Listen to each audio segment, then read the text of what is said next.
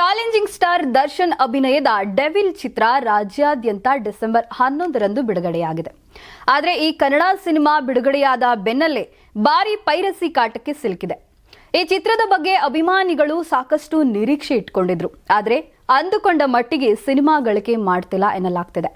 ಹೀಗಿರುವಾಗ ಈ ಸಿನಿಮಾ ನಿರ್ಮಾಣ ಮಾಡಿದ ಸಂಸ್ಥೆ ಕಡೆಯಿಂದ ಒಂದು ಶಾಕಿಂಗ್ ವಿಷಯ ಬೆಳಕಿಗೆ ಬಂದಿದೆ.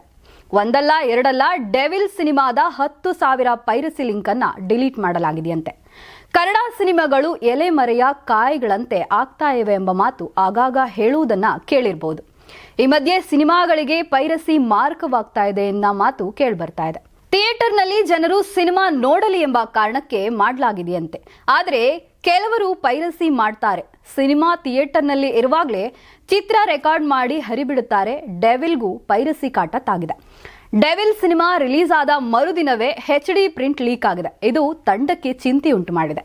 ಆ ಬಳಿಕ ನಿರಂತರವಾಗಿ ಪೈರಸಿ ಲಿಂಕ್ ತೆಗೆಸೋ ಕೆಲಸ ಆಗಿದೆ. ಡೆವಿಲ್ ಚಿತ್ರತಂಡದಿಂದ ಈ ಬಗ್ಗೆ ಅಧಿಕೃತ ಪೋಸ್ಟ್ ಹಾಕಲಾಗಿದೆ. ಪೈರಸಿ ಅನ್ನೋದು ವೈರಸ್. ಇದು ಸಿನಿಮಾವನ್ನ ಕೊಲ್ಲುತ್ತದೆ. ನಾವು ಇನ್ನೂ ಯುದ್ಧ ಮಾಡುತ್ತಲೇ ಇದ್ದೇವೆ.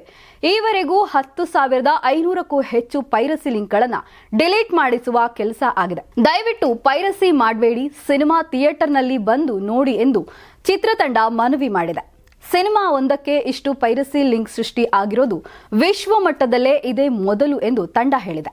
ನೀವು ಸಣ್ಣ ಆಗ್ಬೇಕಲ್ವಾ? ಅದು ಒಂದು ಉತ್ತಮ ಆಹಾರದಿಂದ ಸಣ್ಣ ಆಗ್ಬೇಕಲ್ವಾ? ಪ್ರತಿದಿನ ನಮ್ಮ ಜೀನಿ ಸ್ಲಿಮ್ ನ ಯೂಸ್ ಮಾಡಿ ಯಾವುದೇ ಸೈಡ್ ಎಫೆಕ್ಟ್ ಇಲ್ದಂಗೆ ನೀವು ಸಣ್ಣ ಆಗ್ತೀರಾ. ಯಾರಾಗ್ತಾರೆ MLA ಅಭ್ಯರ್ಥಿ 2028 ಶೀಘ್ರದಲ್ಲೇ. ಪ್ರತಿದಿನ ಒಂದೊಂದು ಕ್ಷೇತ್ರದ ಟಿಕೆಟ್ ಆಕಾಂಕ್ಷಿಗಳ ಸಂಪೂರ್ಣ ಮಾಹಿತಿ ಪೊಲಿಟಿಕಲ್ ಜರ್ನಲಿಸ್ಟ್ KM ಶಿವಕುಮಾರ್ ಅವರಿಂದ. ಕರ್ನಾಟಕದ ನಂಬರ್ 1 ಡಿಜಿಟಲ್ ಮೀಡಿಯಾ ನಿಮ್ಮ ನೆಚ್ಚಿನ ಕರ್ನಾಟಕ ಟಿವಿಯಲ್ಲಿ ಮಾತ್ರ.